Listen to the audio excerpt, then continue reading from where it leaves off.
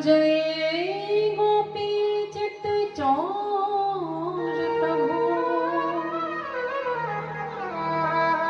जय जय माखन चोर। ब्रजलता तर बैठ कर मैं पल भर करो विश्राम। व्रज रज मुख में डार के सब बोलो राधे श्याम। श्री कृष्ण चैतन्य प्रभु नित्यानंद, श्री अद्वैत गदाधर श्रीवासादि गौर भक्त वृंद। हरे कृष्ण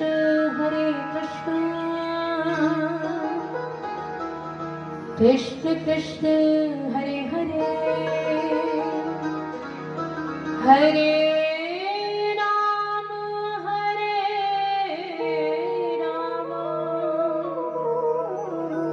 राम राम हरे हरे। श्री गणपति महाराज की जय हो, श्री सुखदेव महाराज की जय हो, श्रीमद् भागवत महापुराण की जय हो, राधा कृष्ण भगवान की जय हो, हनुमंत लाल की जय हो, सियावर रामचंद्र भगवान की जय हो। जय जय श्री राधे, जय जय श्री राधे, जय जय श्री राधे श्याम। निताई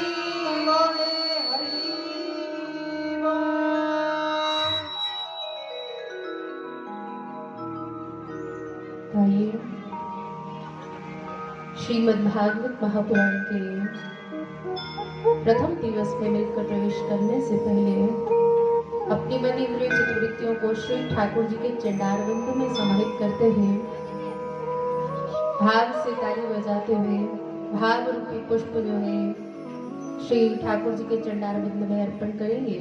तो आइए सभी मिलकर यह गाते हैं और कहते हैं। हंस गोरा दिलड़ लग रहा ये जग पावे सारा रुस जाए हो। ऐसा गोरा दिलड़ लग रहना के जग पावे सारा रुस जाए। ऐसा गोरा दिलड़ लग रहना के जग पावे सारा रुस जाए।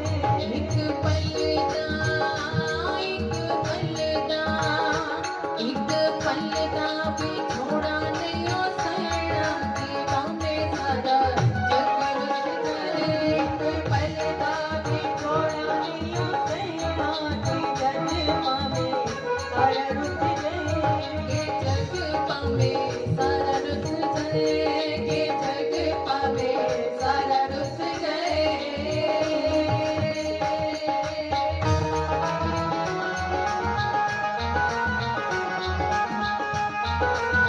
बोलो सतदेव महाराज की जय हो।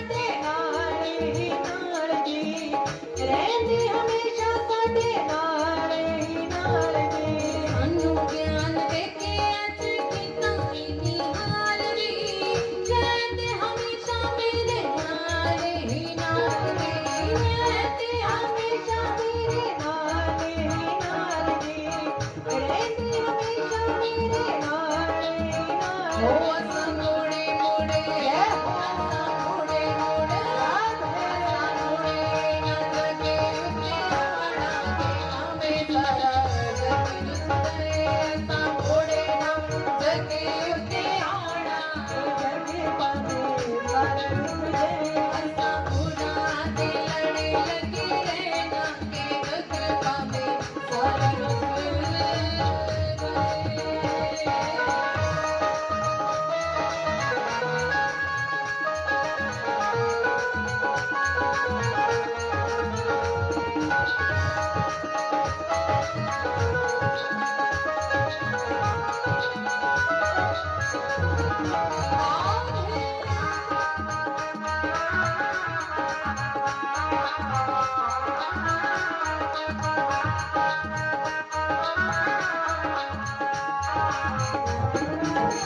सेवा करा मैं तेरे सोने दरबार दी मैं तुहे मुख सतगुर तेरे ही प्यार दी मैं तुहे मुख सतगुर तेरे ही प्यार दी मैं तुहे मुख सतगुर तेरे ही प्यार दी सेवा करा मैं तेरे सोने दरबार दी मुख है सतगुर मैनू तेरे ही प्यार दी मैं तेरे सतगुर तेरे प्यार दे मैनू मुख सतगुर तेरे प्यार ओ तेरा नाम ही है तेरा नाम ही तेरा नाम ही जपते रहना के पावे सारा जग रुसदे तेरा नाम ही जपते रहना के जग पावे सारा रुसदे असां गुनाह दे लड़े लगे रहना के भक्ति वाला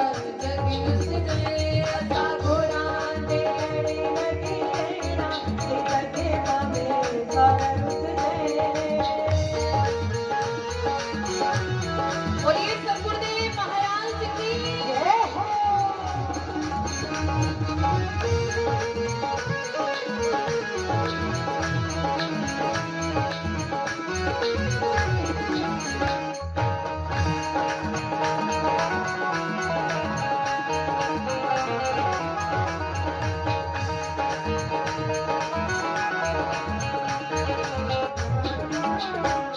दरबार तेरा दाता सोना वसदार है आके दरे उत्ते जेड़ा हसदा पिए आके दरे उत्ते जेड़ा हसदा पिए आके दरे उत्ते जेड़ा हसदा पिए दरबार तेरा दाता सोना वसदार है आके दरे उत्ते जेड़ा हसदा पिए आके दरे उत्ते जेड़ा हसदा पिए आके दरे उत्ते जेड़ा हसदा पिए हर पले तेरा हर तेरा हर पले शुक्र मनावा के पावे सारा जग रुसदे तेरा हर पले शुक्र मनावा के जग पावे सारा रुसदे असां गुनाह दे लड़े लगे रहना के पावे सारा जग रुसदे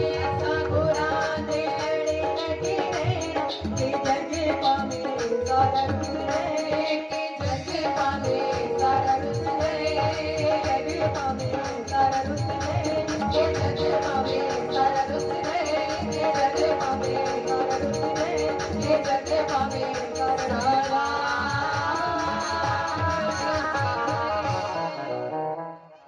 सद्गुरुदेव महाराज की जय हो श्री बांके में हरिलाल की जय हो बोले नाग देवता की जय हो जय जय श्री राधे जय जय श्री राधे जय जय श्री राधे निताई गौड़ हरि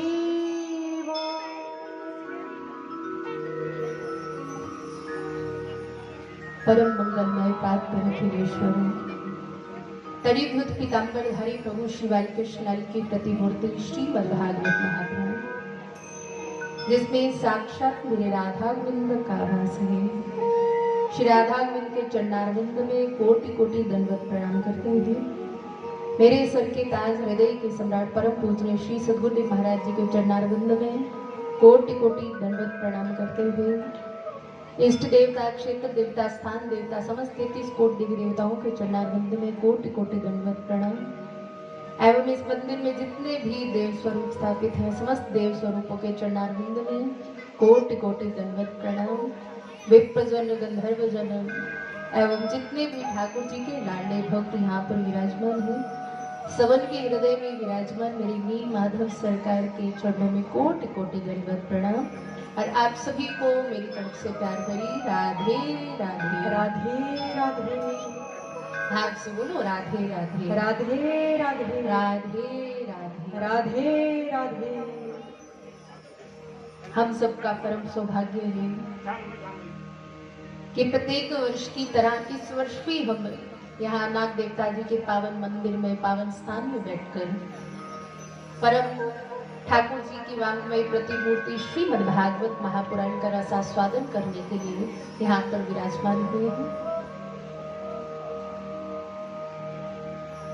सौभाग्य ये जो शब्द है ना बहुत ऊंचा है महाराज। ये दो शब्दों से मिलकर बना है।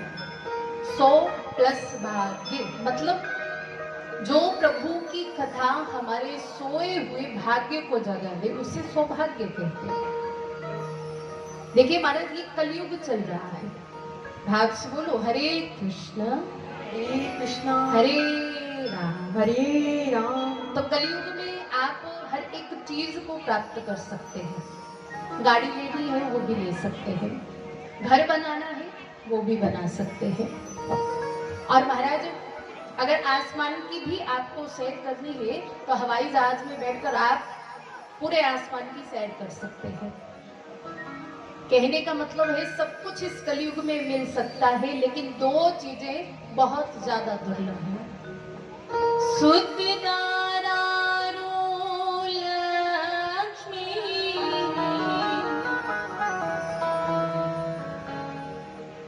पापी घर भी हो संत समागम हरि कथा तुलसी दुर्लभ दो। कलयुग में आपको पुत्र चाहिए वो भी मिल जाएगा, पत्नी चाहिए, गाड़ी बंगला जो चाहिए मिल जाएगा। लेकिन कलयुग में दो चीजें बड़ी दुर्लभ बताई है हमारे गुरुदेव बताते हैं कि संतों का संग और सत्संग, ये दोनों चीजें बहुत दुर्लभ हैं। देखिए आपको तो दोनों चीजें मिली हैं। एक तो आपको संतों का अपने पूज्य गुरुदेव का सानिध्य भी मिला है और दूसरा ठाकुर जी की कथा ठाकुर जी का सत्संग आपको जो है श्रवण करने के लिए मिल रहा है।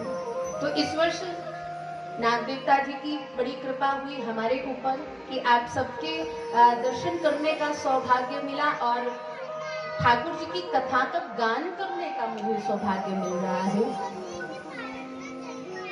इस संसार में वो भाग्यशाली है जो प्रभु की कथा में आकर बैठता है।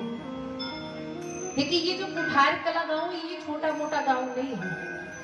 मैं काफी वर्षों से यहाँ पर आ रही हूँ, कथा कर रही हूँ, लेकिन इतने ही लोग यहाँ पर क्यों आए विचार करने योग्य है। सब क्यों नहीं आए? निमंत्रण तो सबको दिया गया था कि आइए कथा में बैठिए। देखिए ये मत सोचना कि आप लोग खुद यहाँ आकर बैठे, मेरी तरफ ध्यान दें। आज प्रथम दिवस है ना, तो थोड़ा आपको बता दूं क्या है कथा की मर्यादाएं। कथा में बैठे तो केवल कथा में बैठना है, मन को भी कथा में बिठाना है। शरीर से तो बैठे लेकिन मन से भी कथा में बैठे। और जितनी देर बैठे उतनी देर केवल ठाकुर जी की तरफ ध्यान होना चाहिए, इधर उधर ध्यान बिल्कुल नहीं होना चाहिए।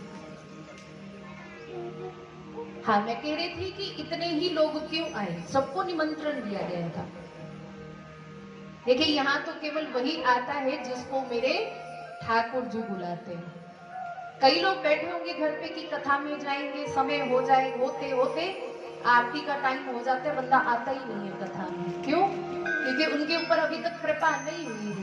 आप सबके ऊपर बड़ी कृपा हुई ठाकुर की कि आप यहाँ बैठकर प्रभु की वांगमय प्रतिमूर्ति भागवत जी की कथा को श्रवण कर रहे हैं।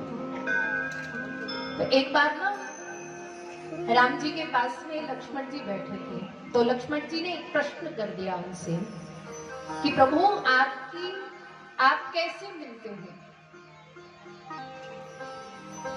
तो प्रभु क्या कहते, बड़ा सुंदर कहा है, जाति वेगी द्रवहु मैं सोमम भगति भगत सुखदा। प्रभु कहते जो मेरा नाम जपता है, मेरी भक्ति करता है ना, उसको मैं मिल जाता हूँ। अच्छा प्रभु आपकी भक्ति कैसे मिलती है? बोले संतों के माध्यम से। और संत कैसे मिलते हैं? भाव से बोलो, हरे कृष्ण हरे राम।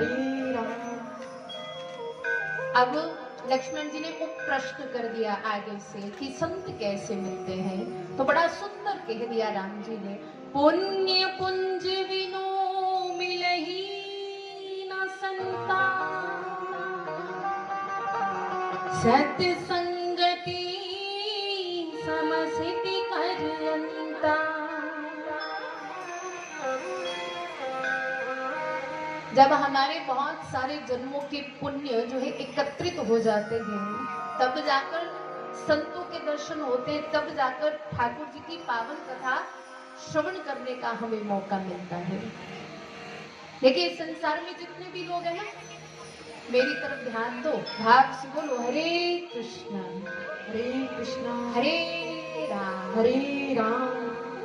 इस संसार में जितने भी लोग हैं ना, हर एक व्यक्ति एक दूसरे में केवल क्या देखता है?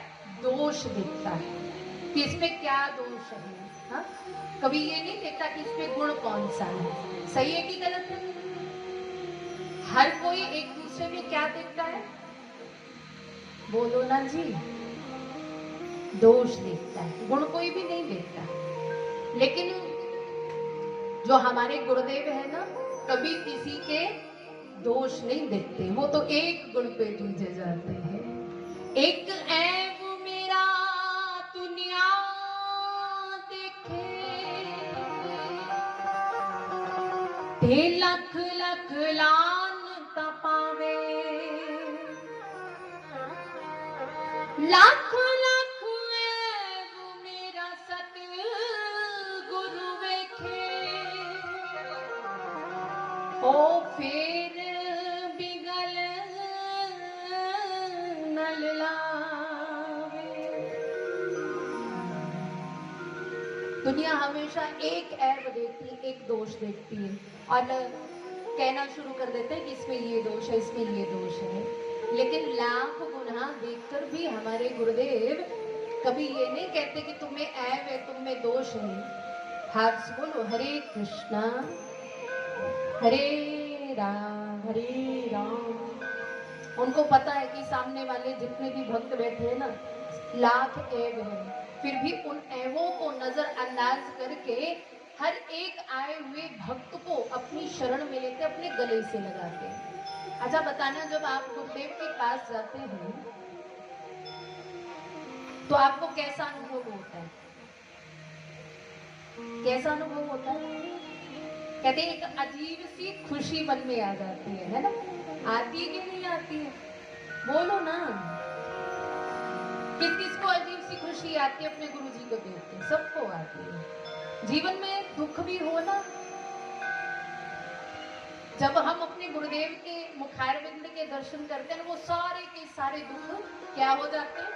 दूर हो जाते हैं, आनंद से हम लोग भर जाते हैं। तो ऐसी गुरुदेव की कृपा हम सब पर हुई है। बिना गुरु की कृपा ठाकुर की कथा को सुनना बड़ा मुश्किल है महाराज। ये तो आप सब कुठारवासी भाग्यशाली है, आपके ऊपर आपके गुरुदेव की, आपके नाग देवता जी की परम कृपा है कि बैठकर आप कथा सुन रहे हो। वो भी कौन सी? श्रीमद् भागवत महापुराण की कथा। तो ये भागवत जी में महाराज 18,000 मंत्र हैं, 335 अध्याय हैं और 12 स्कंद हैं। ये जीवन में प्रत्येक क्रियाओं के विषय में हम सीखेंगे कि हमें जीवन को कैसे जीना है। ये एक जन्म का नहीं, बहुत सारे जन्मों के पुण्य कर्म है जो आज प्रभु की कथा को सुनने का मौका मिल रहा है। आज जब हम सुबह उठे थे तो विचार किया होगा कि आज हम ये काम करेंगे। अच्छा, जो हम सोचते हैं कि वो सारे काम हो जाते हैं, सारे काम नहीं होते महाराज। होता वही है जो मंजूरे खुदा होता है, जिसमें मेरे ठाकुर की, मेरे गुरुदेव की इच्छा होती है, कृपा होती है, वही काम होते हैं, बाकी कोई काम नहीं होता। भागवत जी की कथा में जब भी हम आकर बैठे तो भाव, भक्ति, प्रेम, श्रद्धा, निष्ठा लेकर बैठे। कभी भी मनोरंजन की दृष्टि से कथा में आकर मत बैठता। कई बार ऐसा होता है ना, माताएं कहती है गर्मी बड़ी है, घर पे क्या करना, बैठ के चलो वहां पे नाग देवता जी के मंदिर में कथा हो रही है, वहां मनोरंजन भी हो जाएगा और थोड़ा अपनी सखी सहेलियों से भी वार्तालाप कर लेंगे, मिल लेंगे।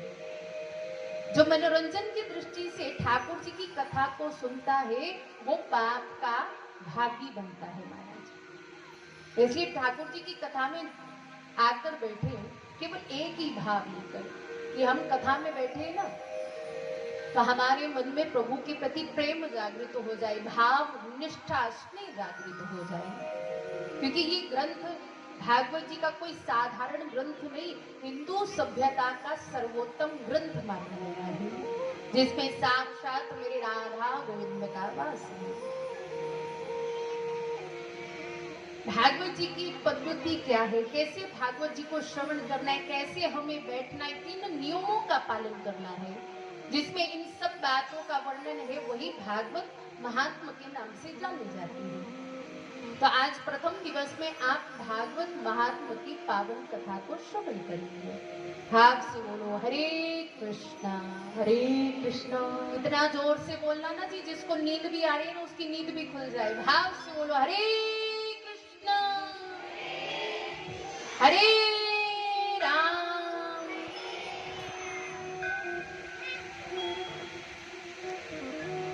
देखो, आनंद केवल भगवान के नाम में ही है। अगर नाम बोलने में भी कंजूसी करोगे तो कुछ बनने वाला हमारा नहीं है। हाँ, खूब दुनिया को अपना अपना बनाकर देखा, कोई आज तक नहीं बना। तो मेरे कहने पर एक बार प्रभु का नाम लेना शुरू कर दो, प्रभु को अपना बना लो महाराज। भाव से बोलो हरे कृष्ण हरे राम। आगे बड़ा सुंदर व्यास जी महाराज प्रथम मंत्र में कह रहे हैं, सच्चिदानंद रूपाय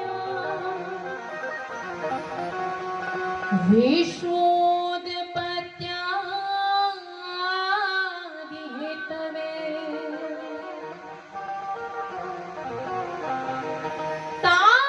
तापत्रय विनाशाय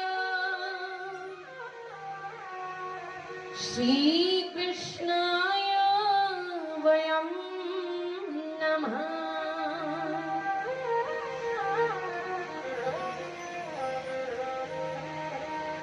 देखिए, एक बार एक संतों के पास हमारे और आपके जैसा कोई भक्त चला गया।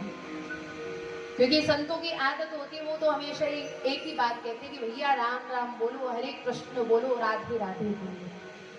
वैसे ना उसने जाकर कह दिया, महाराज जिस राम को कहने के लिए आप कहते, जिस राधा नाम का उच्चारण हरे कृष्ण हरे राम के लिए कहते हैं, आखिरकार उस परमात्मा का रूप कैसा है, कहाँ रहते हैं, क्या खाते हैं, क्या पीते हैं महाराज। उस समय संत अपनी मस्ती में बैठे हुए थे, तो उन्होंने क्या किया, पास में एक पत्थर पड़ा हुआ था, उन्होंने वो पत्थर उठाया, सीधा उस व्यक्ति के पैर पर मार दिया। अब जैसे ही पैर पर लगा तो महाराज पैर से खून निकलना शुरू हो गया। अब वो व्यक्ति चिल्लाए, हाय महाराज मैं तो मर गया, हाय महाराज मैं तो मर गया। अब संतों ने मुस्कुराते हुए कहा कि भाई क्या बात होगी, क्यों चिल्ला रहा है। तो कहने लगा, देखिए महाराज, आपने मेरे पैर में पत्थर मार के देखे, खून निकल रहा है और मुझे दर्द भी हो रही है। तो संत कहते कि दर्द का क्या रंग है तुम्हारी? दर्द का कोई रंग होता है जी? बोले महाराज, दर्द का कोई रंग नहीं होता, उसको तो महसूस किया जाता है। तो संत कहते हैं उसी जिस प्रकार से दर्द का कोई रंग नहीं है, वैसे हमारे प्रभु का कोई रंग रूप नहीं है। जैसा कोई प्रभु को देखना चाहता है वैसे रंग रूप में प्रभु आ जाते हैं। और रही रहने की बात, तो जहां मेरे प्रभु के भक्त बैठकर उनका गुणगान करते हैं, वही मेरे ठाकुर विराजमान हो जाते हैं। जो भक्त प्रेम से पवा देते मेरे प्रभु को पा जाते हैं। तो ऐसे ही भागवत जी में प्रभु के स्वरूप के विषय में, कार्य के विषय में भी बताया गया है। सच्चिदानंद रूपाय विश्वोत्पत्त्यादि हेतवे। कैसा रूप है? सच्चिदानंद। अब पहले सच्चिदानंद को समझते हैं। सत, चित और आनंद से परिपूर्ण है सच्चिदानंद। सत्य किसे कहते हैं? जिसको कोई मिटा ना पाए। मान लीजिए आपके ऊपर किसी ने झूठा कलंक लगा दिया, अच्छा वो झूठ कब तक छिपा रहेगा? एक ना एक दिन झूठ सामने आ जाएगा कि ये झूठ बोला गया है, झूठा कलंक लगाया गया है।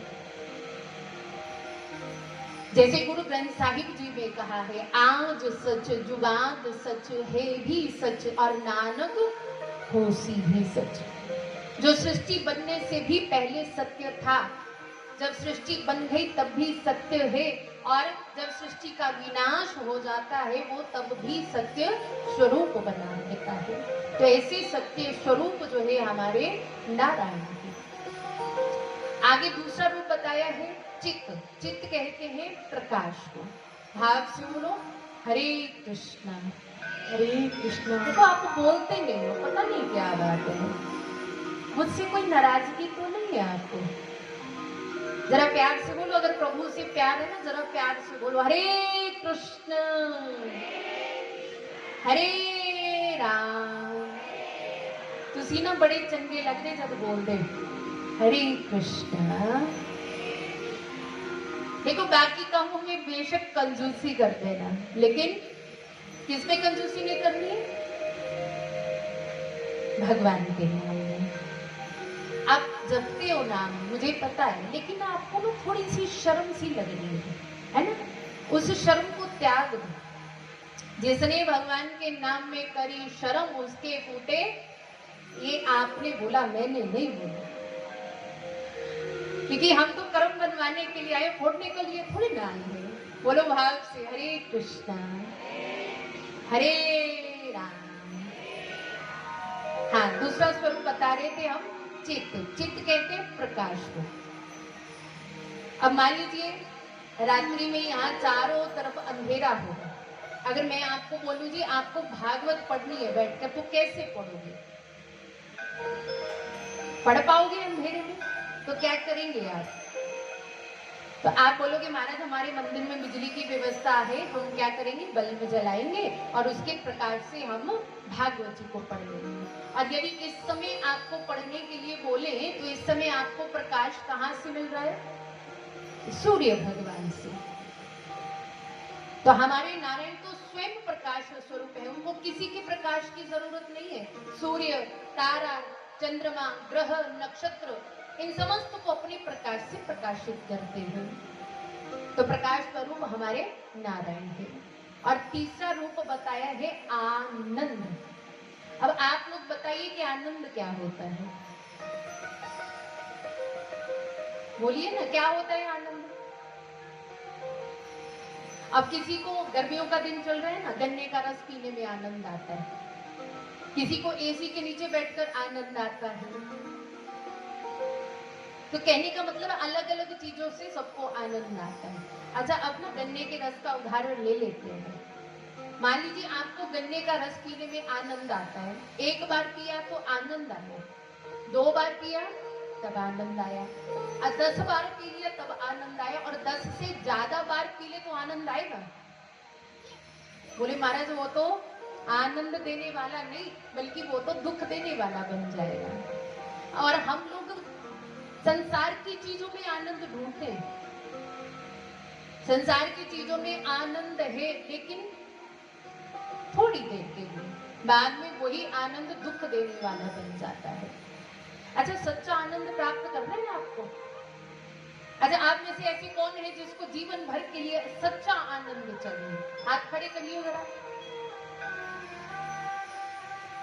सबको आनंद चाहिए, तो समझिए, ध्यान से सुनिए, ये आनंद कहीं बाहर की चीजों में नहीं है, वो आनंद आपके इस हृदय में विराजमान है। अब आप बोलोगे जब हृदय में आनंद है वो दिखाई क्यों नहीं देता? बोले उसको खोजने की आवश्यकता है। जैसे आपने अपने घर में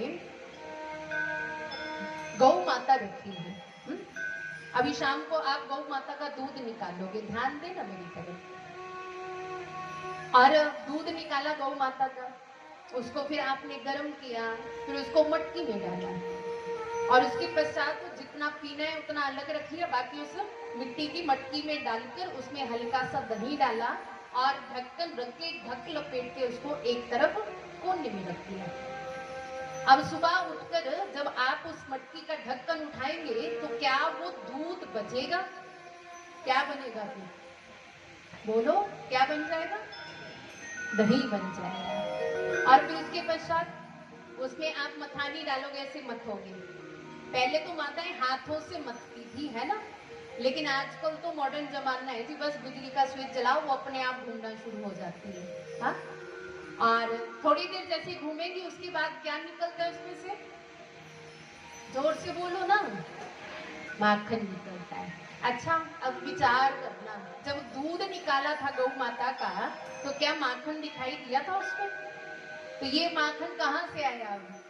बोले इतनी सारी क्रियाएं हमने की, दूध को गर्म किया, मटकी में डाला, फिर दही डाला, फिर दही को मथानी से मथा, तब जाकर ये माखन बाहर आया।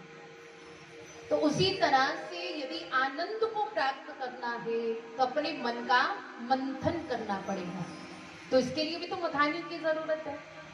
अब ये मत करना घर जाकर अपनी बिजली वाली मथानी लेकर अपने दिल में या मन में डाल लेना, और ये दिल के चिथड़े उड़ जाएंगे, आनंद तो दूर की बात रह गई। बोलो भाव से हरे कृष्णा हरे राम।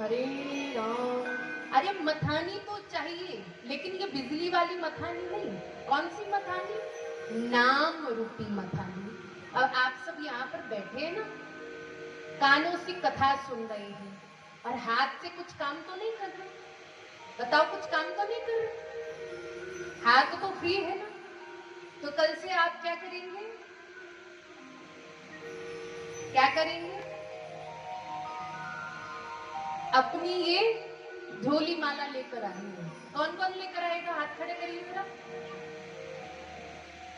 हाय महाराज, सानू का शर्म लग रही है, लेके आ लो। एक दूसरे की टांग खींचने में हमें शर्म नहीं आती है, फालतू की बातें करने में हमें शर्म नहीं आती, ये झोली माला लाने में शर्म आती है।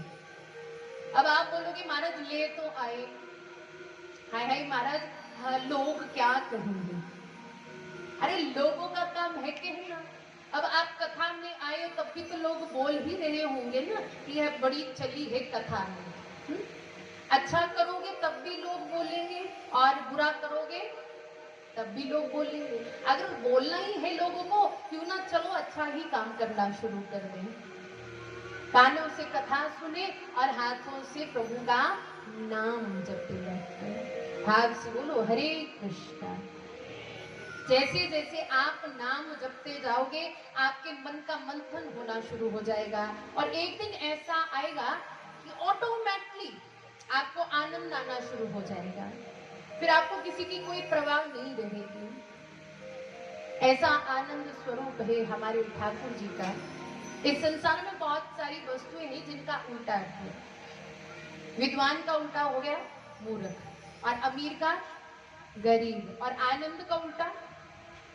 हमारे ठाकुर जी कहते हैं, हमारे गुरुदेव कहते हैं कि आनंद का उल्टा कुछ नहीं होता, आनंद तो आनंद ही बना रहता है। भाव से बोलेंगे हरे कृष्णा हरे राम तो सत्य स्वरूप है प्रभु का रूप, आनंद रूप है, प्रकाश स्वरूप है।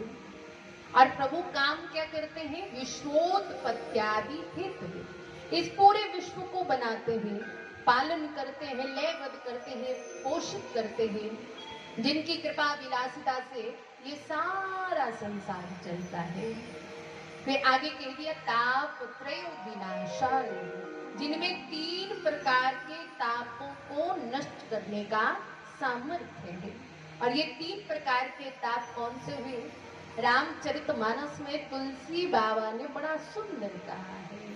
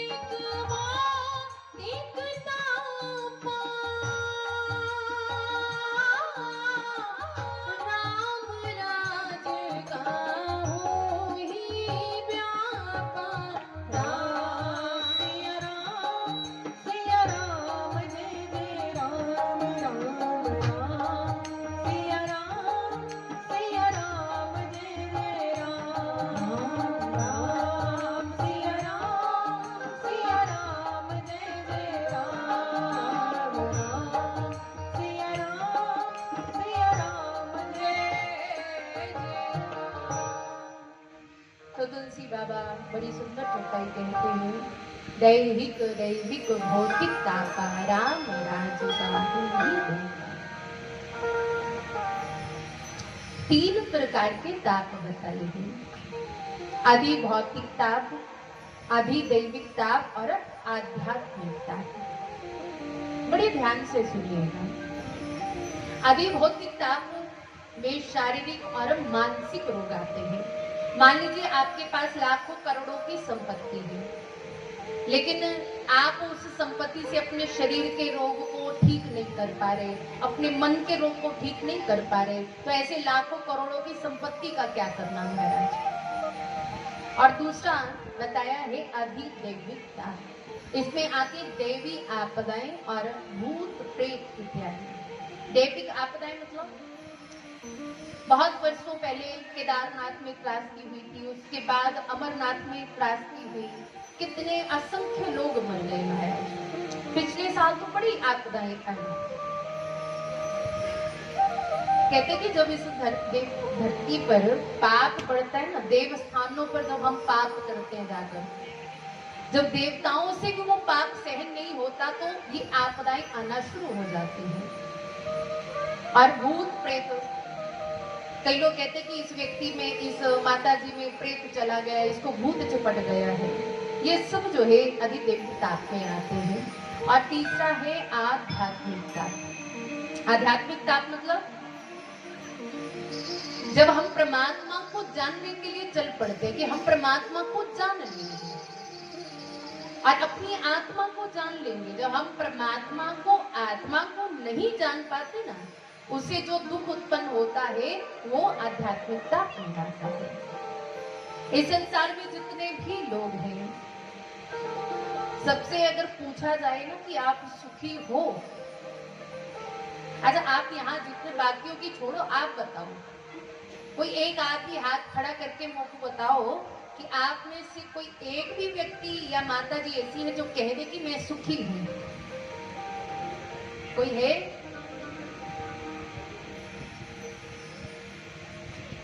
अच्छा आपको समझ में लग रही है जो मैं कह रही हूँ? किस किस को समझ में लग रही है? हाथ खड़ा करो।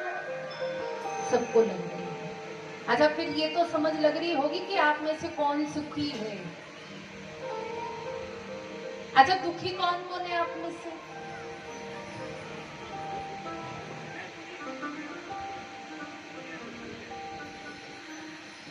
कुछ लोग कहते हैं कि हम सुखी हैं, और कुछ कहते हम दुखी हैं। और आप विचार कीजिए, जो कहते हैं हम सुखी हैं वो सुखी कैसे हैं, और जो सुखी है वो ये सोचे कि ये दुखी क्यों है। देखिए, इस संसार में जितने भी लोग हैं ना, वो सब दुखी है। कोई तन दुखी, कोई मन दुखी,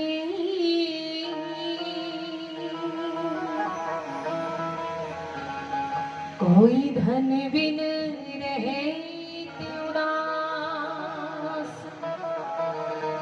थोड़े थोड़े सब दुखी,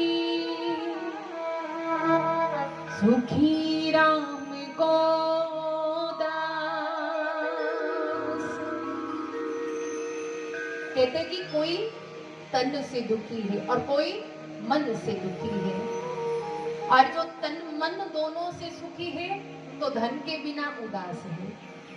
इस संसार में जितने भी प्यारे हैं ना, सब दुखी है महाराज। तो सुखी कौन है? कहते जिनके पास मेरे ठाकुर जी का नाम है, मेरे राम जी का, मेरी लाडली जी का नाम है, वो व्यक्ति संसार में सुखी है। कबीर दास जी कहते हैं, कबीरा सब जग निर्धना, धनवंता ना कोई, धनवंता सोई जानिए,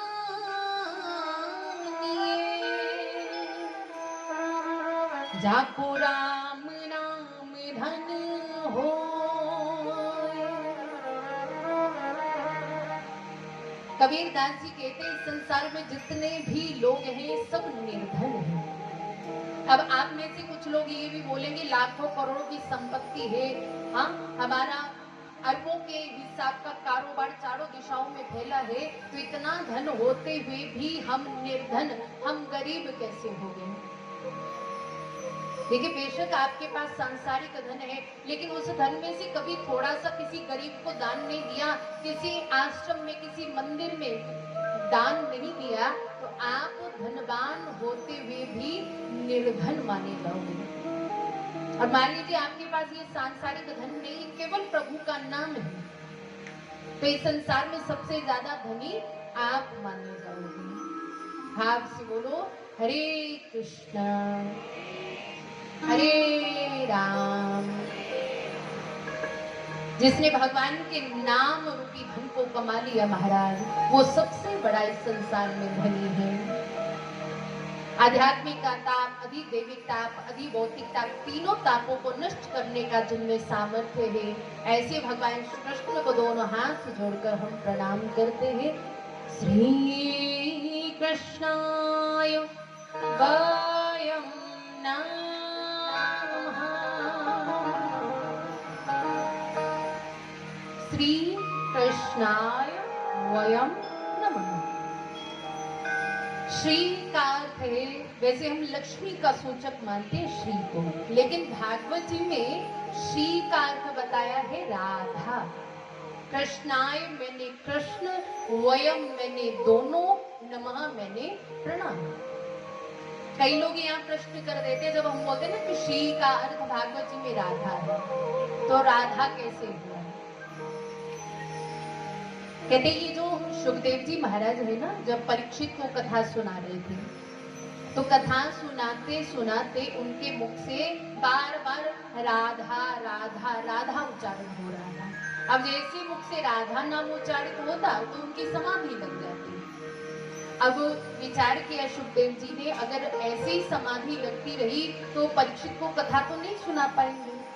और ये जो राधा रानी है हमारे सुखदेव महाराज की गुरु है, इसलिए उन्होंने स्पष्ट रूप से नाम नहीं लिया है, अस्पष्ट रूप से है। इसका प्रमाण है, अगर आपने भागवत जी के ग्रंथ को खोलकर देखा होगा तो बताना उसका पन्ना कैसा होता है, किस रंग का होता है? भागवत जी को खोलकर देखा है कभी? कहते उस पन्ने का रंग होता है सफेद। और गोरी गोरी कौन है? बोलो ना, राधा रानी। और जो उसके ऊपर अक्षर अंकित है वो किस रंग के होते हैं? काले रंग के। और काले काले कौन है? श्याम सुंदर। फिर कौन कहता है कि राधा रानी भागवत जी में नहीं है? वो तो भागवत जी के हर एक पृष्ठ में, हर एक लाइन में, हर एक अक्षर में विराजमान है। फिर कह दिया वयम नमा, दोनों को प्रणाम करते हैं। अच्छा, प्रणाम कैसे करते हैं? अब आप बोलोगे ये भी पूछने की बात है, प्रणाम कैसे करते हैं? अच्छा, आपने कैसे प्रणाम किया? जब आप यहाँ आए तो कैसे प्रणाम किए? बोलो भाव से, हरे कृष्णा। कैसे प्रणाम किया? पहले आए, हाथ जोड़े ना, जोड़े कि नहीं जोड़े?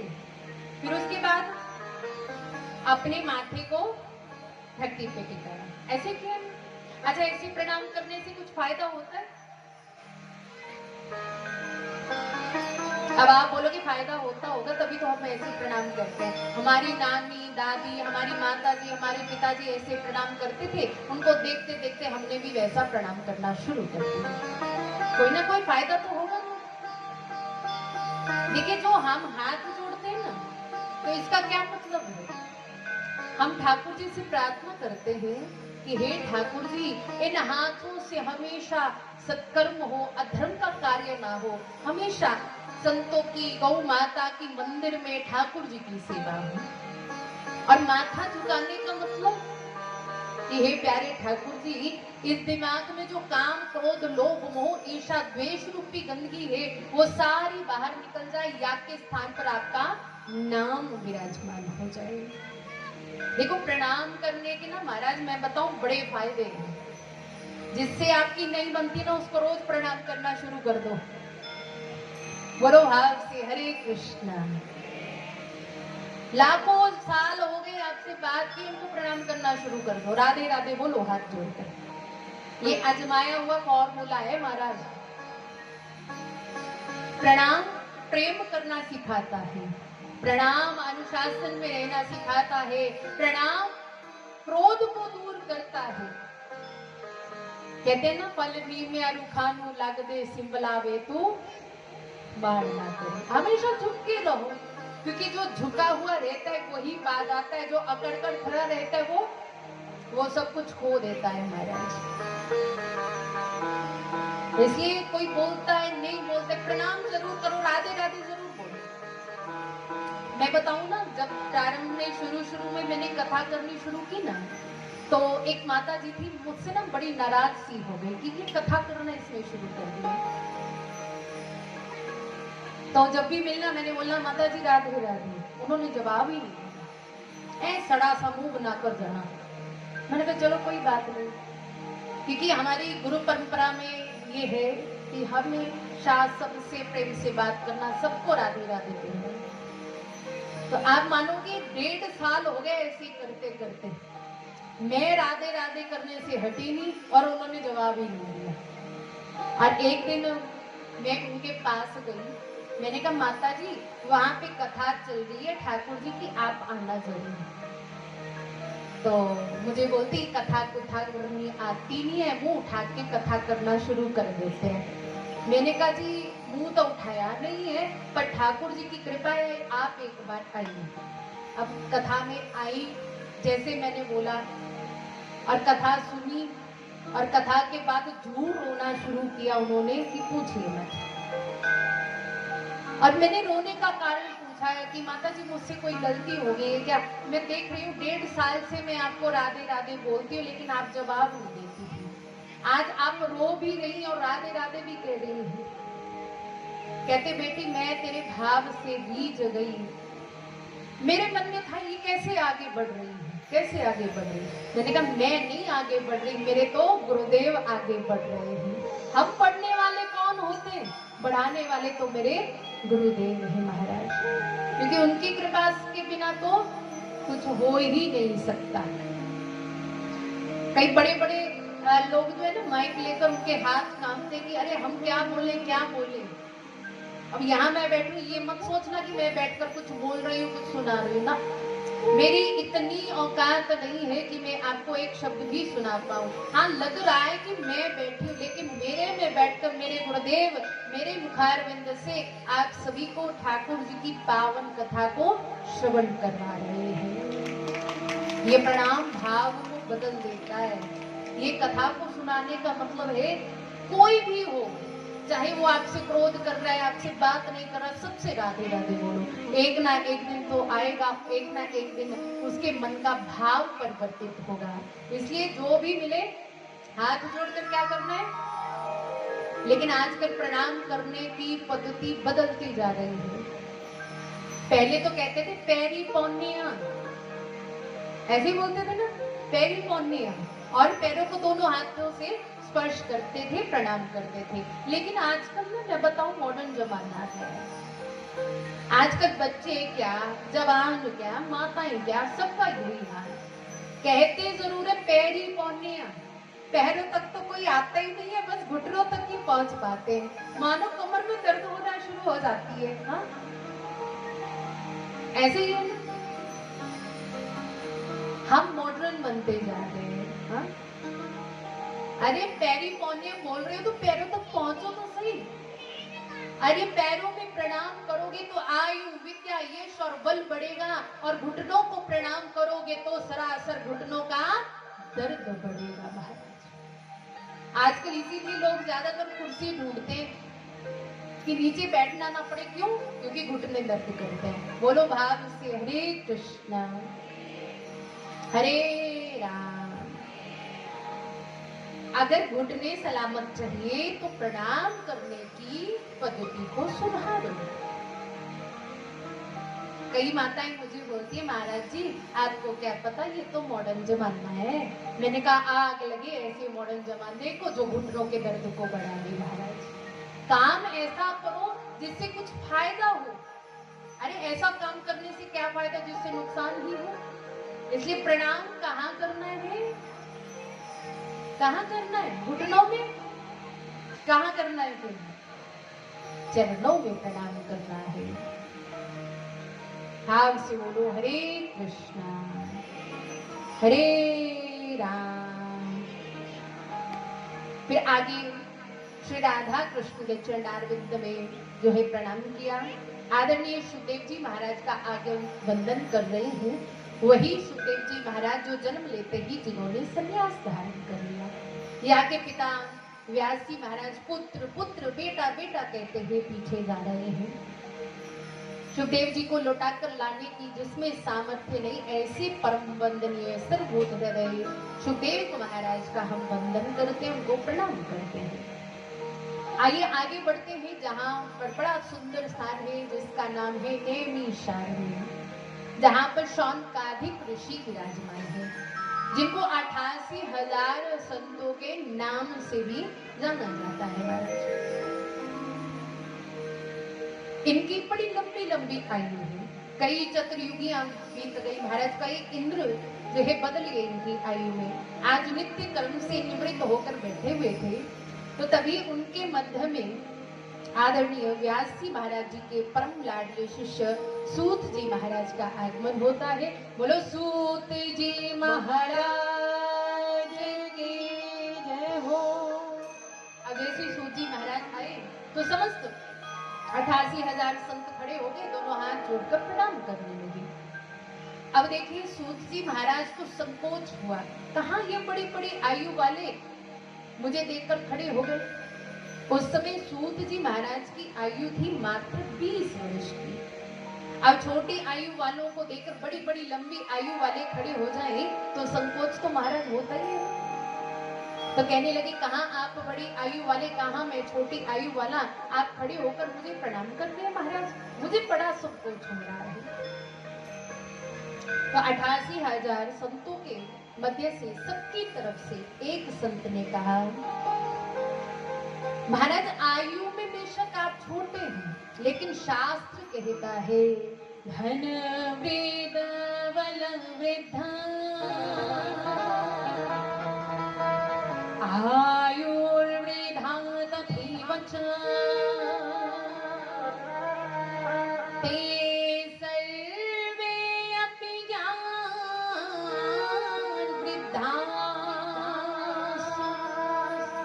किङ्किणाशेष किङ्किणा।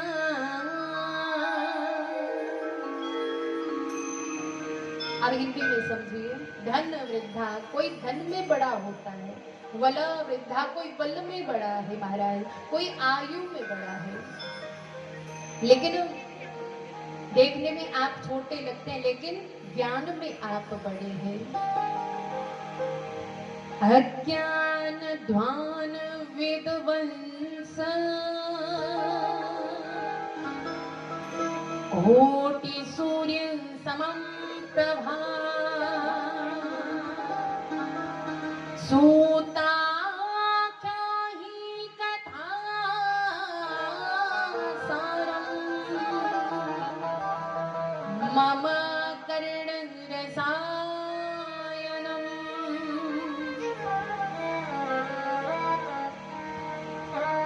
आप महाराज देखने में छोटे लगते हैं, लेकिन आप करोड़ों सूर्यों के समान हैं। आप हमारे मन में विराजमान अज्ञान रूपी अंधकार को दूर कर दीजिए महाराज, ज्ञान रूपी प्रकाश से भर दीजिए और हमें कोई ऐसी कथा सुनाइए, कृष्ण प्राप्ति परम शाश्वतम साधनम तत्वधुना, जिसको सुनकर हमें कृष्ण की प्राप्ति हो जाए। देखिए हम लोग जो है संतों और महात्माओं के पास क्यों जाते हैं? जाते हैं तो क्या पूछते हैं? महाराज मेरे घर में मेरे पति देव ना मेरा कहना नहीं मानते, आप कुछ ऐसा कीजिए वो मेरा कहना मानना शुरू कर दें। महाराज मेरे बच्चे पढ़ते नहीं है, महाराज मेरे घर पे कोई भी संतान नहीं है, कृपा कीजिए हमारे घर में संतान हो जाए महाराज। ये फालतू के प्रश्न पूछते हैं जाकर। देखिए संतों के पास जाकर ये फालतू के प्रश्न नहीं पूछने चाहिए। संतों के पास जाकर केवल एक प्रश्न करना है कि हमें ठाकुर जी की प्राप्ति कैसे होगी। भाव से बोलो हरे कृष्णा हरे राम। शौनकादिक ऋषियों ने सूत जी से यही प्रश्न किया कि हमें कृष्ण की प्राप्ति कैसे होगी। हम लोग जन्म लेते हैं, बड़े होते हैं, जवानी आती है, बुढ़ापा आ जाता है, दांत टूट जाते हैं, आंखों से कम दिखना शुरू हो जाता है, कानों से कम सुनना हो जाता है, हाथ काम करना बंद कर देते हैं और उसके बाद क्या होता है? हमारी मृत्यु हो जाती है। हाथ से बोलो हरे कृष्णा, बड़ा धीरे धीरे बोलो हरे कृष्णा। इतना धीरे बोलिएगा ना जी, जो आपके पास में माता जी बैठी है उसको भी सुनाई ना दे। बोलो हरे कृष्णा हरे राम। देखिए जैसे अन्न का एक कण मूल्यवान है ना, संतों का एक क्षण मूल्यवान है। जिस समय हम ये फालतू प्रश्न पूछ रहे होंगे, क्या पता उनका ये जो मन है वो प्रभु से जुड़ा हो। अब जैसे ही सूत जी महाराज ने सुना कि ठाकुर जी को प्राप्त करने की कोई कथा सुनाई है, तो बड़े प्रसन्न हुए। कहते हम लोग कथा में भी आते हैं ना, तो समय का सदुपयोग नहीं करते, हम दुरुपयोग करना शुरू कर देते हैं। दुरुपयोग कैसे? बस इधर उधर झांकना शुरू कर देंगे, कोई आया उसको देखना शुरू कर देंगे, कभी मोबाइल चलाना शुरू कर देंगे। ये समय का सदुपयोग नहीं है, ये क्या है? समय का दुरुपयोग है। हम सब काल के ग्रास में बैठे हुए महाराज, हाल व्याल मुख ग्रास त्रास निनाशे हेतवे श्रीमद् भागवतम शास्त्रम कलौकीरेण भाषितम्। ये काल क्या है? ये अजगर रूपी सर्प ही जो जो है वो काट रही। उस अजगर के मुख में ही देखिए मैं बैठी हुई हूँ, ध्यान देना। उसमें मैं केवल मैं नहीं, इस संसार में जितने भी लोग हैं सब उसी के मुख में बैठे हैं। अच्छा, मैं जीवित कब तक हूँ? जब तक उस अजगर का मुख खुला है। जैसे ही वो अजगर अपने मुख को बंद कर लेगा तो मेरी जीवन लीला समाप्त हो जाएगी। सबको पता है एक ना एक दिन जाना है, पता है ना? तो फिर चिंता किस बात की है महाराज? हाय, छोटी सी बात होगी, टेंशन होगी दिमाग में। कई लोग मुझे बोलते हैं महाराज आपको काहे की टेंशन, शादी आपकी ना हुई, बच्चे आपके ना है, आप तो मस्त रहते हैं। देखो मैं बोलूं ना, इतनी टेंशन गृहस्थियों को नहीं होती जितनी टेंशन सन्यासियों को होती है। भाव से बोलो हरे कृष्णा हरे राम। लेकिन वो अपनी टेंशन दिखाते नहीं है। कहते हैं वो राधा नाम मेंशन कर लेते हैं उसकी जगह। कैसे? जब उनको लगता है बस भजन करना शुरू कर देते हैं। ये जो चिंता है फिर चिंतन में परिवर्तित हो जाती है। अब आप बोलोगे हाय हाय महाराज जीवन में इतना दुख, चिंतन प्रभु का कैसे करें, कैसे नाम जपें? तो आजमा कर देख लेना। कोई दिमाग में आपके परेशानी है ना तो ठाकुर जी के सामने जाकर बैठ जाओ। अगर रोना भी आ रहा है ना तो बेशक ठाकुर जी के सामने बैठकर रो लो। जो भी बात है ना सब ठाकुर जी को बता दो। जैसे बताते जाओगे वैसे वैसे आपकी चिंता समाप्त होना शुरू हो जाएगी और चिंता के स्थान पर चिंतन होना शुरू हो जाएगा। ये चिंतन करना सिखाती है श्रीमद्भागवत महापुराण की पावन कथा। भागवत जी की कथा का अधिकार कई बार देवताओं को भी प्राप्त नहीं होता महाराज। आज सुखदेव जी कथा सुना रहे परीक्षित को तो देवता आगे अमृत कलश लेकर। हाथ से बोलो हरे कृष्णा हरे राम। अब देवता कहने लगे महाराज ये स्वर्ग का अमृत ले लो और भागवत रूपी अमृत हमें दे दीजिए। एवं विनेमयी जाते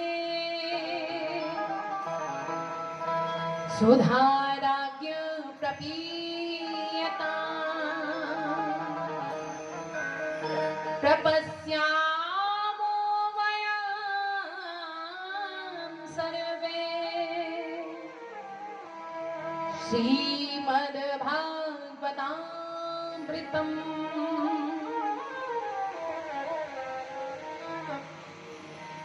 स्वर्ग का अमृत आप ले लीजिए और भागवत का अमृत हमें दे दिए। लेकिन सुखदेव जी ने देने से मना कर दिया।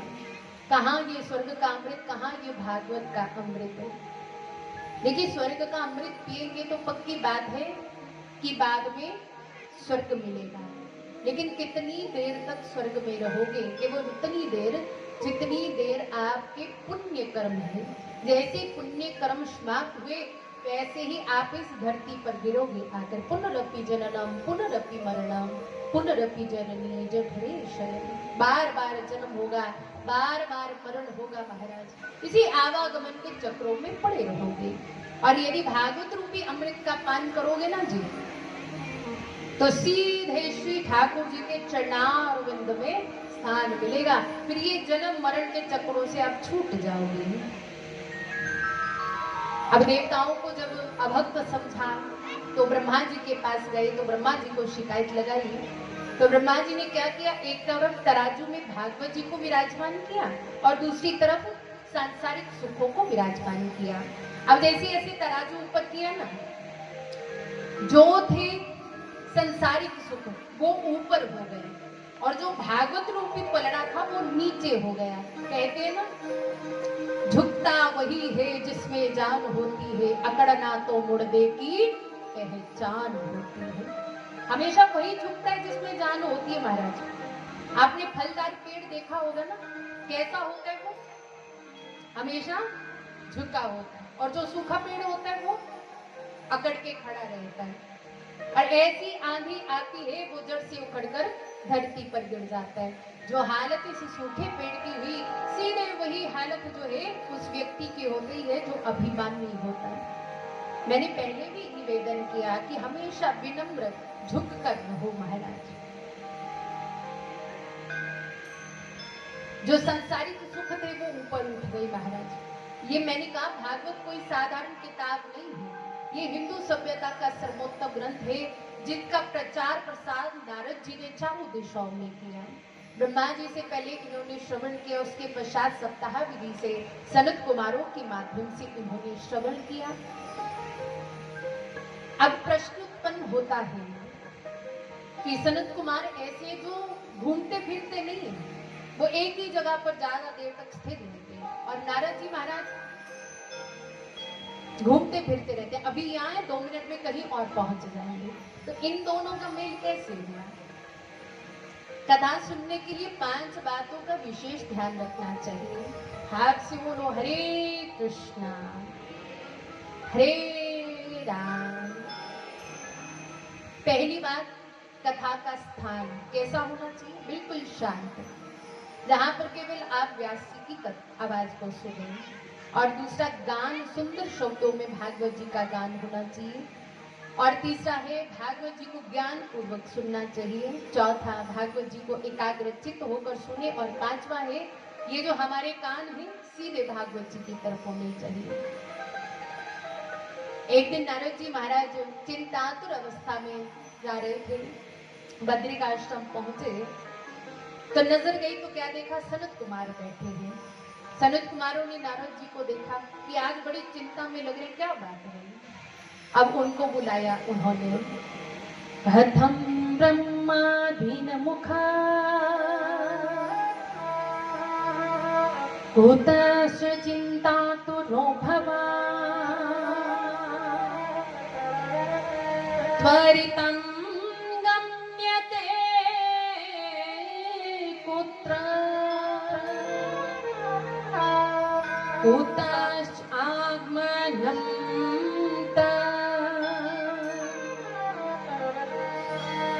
सनत कुमारों ने कहा, हे ब्रह्मा जी के मानस पुत्र, क्या बात है, आज आप कितने चिंतित क्यों हैं?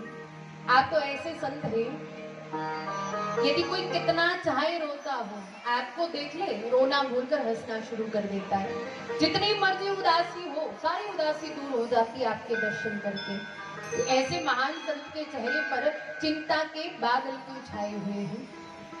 तो नारद जी ने कहा कि देखो महाराज, मैंने पृथ्वी को श्रेष्ठ समझा तो पृथ्वी पर गया, कुरुक्षेत्र गया, हरिद्वार गया, गोदावरी गया, काशी गया, प्रयाग गया, लेकिन मुझे कहीं भी शांति नहीं मिली।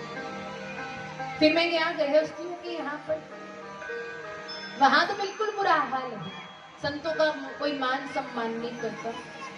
घर पे बूढ़े बुजुर्ग बैठे हैं, उनका कोई मत नहीं लेता। घर पे बड़ा आयोजन करना, कोई सलाह नहीं लेता। अब सलाह लेने के लिए ससुराल से साले जी को बुलाया जाता है। देखो हमारे वृंदावन में ना बड़ी सुंदर कहावत है, दीवार बिगाड़ो आरो और घर बिगाड़ो सालो। मतलब ये दीवार है एक लंबी, हाँ, इसमें अगर आप 15-20 अलमारियां बना लोगे तो बताओ ये दीवार मजबूत रहेगी? बोलो ना, मजबूत रहेगी? बोले महाराज पता नहीं कब ये गिर जाए। उसी प्रकार से यदि बड़े आयोजन में ससुराल से साले जी की सलाह लोगे अपने बुजुर्गों को छोड़कर, तो वो काम आपका बिल्कुल भी मंगलमय नहीं होगा। बुजुर्ग बेशक काम नहीं कर सकते, लेकिन आशीर्वाद तो दे सकते हैं। उनके आशीर्वाद से ही सारे कार्य मंगलमय हो जाते हैं। घर घर में गया, कहीं भी मुझे शांति प्राप्त नहीं हुई। अब सीधे नारद जी महाराज जा रहे हैं श्री वृंदावन धाम की तरफ। तो आइए हम भी नारद जी के संग में श्री वृंदावन धाम की तरफ चलते हैं और क्या कहेंगे? हो मन चल रे वृंदावन धाम रे, हो मन चल रे वृंदावन धाम, राधे राधे गाएंगे। मन चल रे वृंदावन धाम, मेरा तेरा दे गाएंगे। मन चल रे वृंदावन धाम, राधे राधे गाएंगे। मन चल रे वृंदावन धाम, मेरा तेरा दे गाएंगे। ओ राधे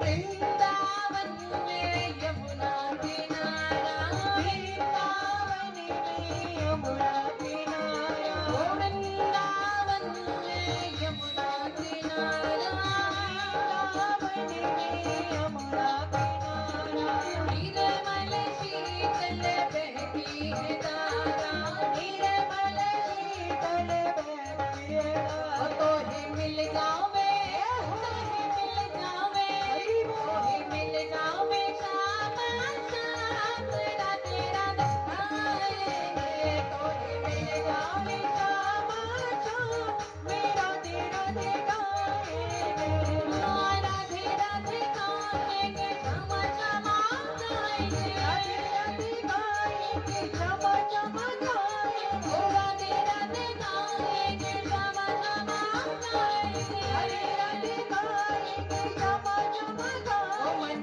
चल गए, ओ मन चल गए, चल गए वृंदावन धाम, राधे राधे गाएंगे, मन चली वृंदावन धाम, मेरा तेरा दे गाएंगे।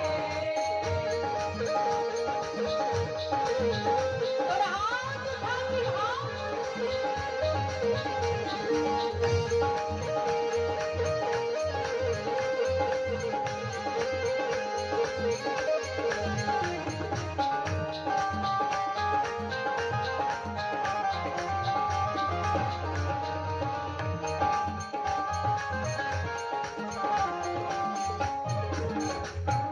वृंदावन की महिमा न्यारी, वृंदावन की महिमा न्यारी, वृंदावन की महिमा न्यारी, वृंदावन की महिमा न्यारी, मुक्ति जहाँ पर भरी पानी, मुक्ति जहाँ पर भरी पानी, तेरे बन जावे, तेरे बन जावे, तेरे बन जावे बिगड़े काम, राधे राधे गाएंगे, तेरे बन जाए बिगड़े काम, मेरा तेरा दे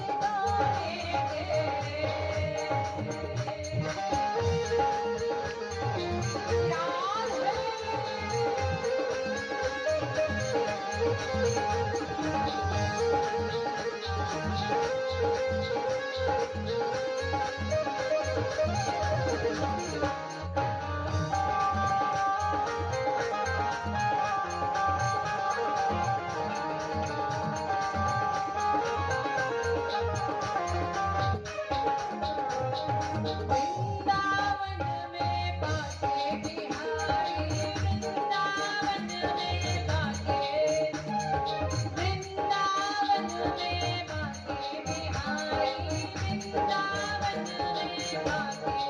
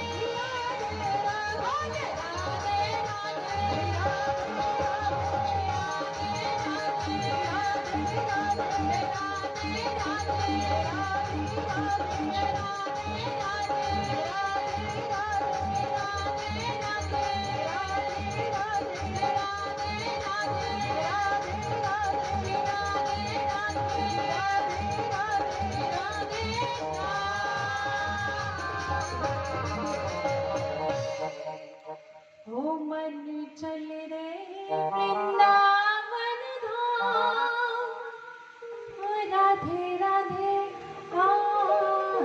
आएंगे। तो वृंदावन धाम जब हम जाते हैं तो एक ही ध्वनि उच्चारित होती है, राधे राधे राधे राधे।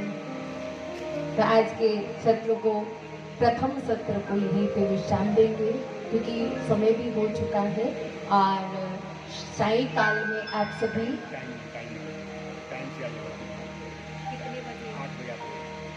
आप लोग यहाँ 7:30 बजे आ जाएंगे। कितने बजे आएंगे जी? ऐसा ना हो बोले 7:30 तो पहुंचे 9:30। ठीक है, तो समय का विशेष ध्यान रखा कीजिए। आज प्रथम दिवस था तो इसलिए थोड़ा विलंब से कथा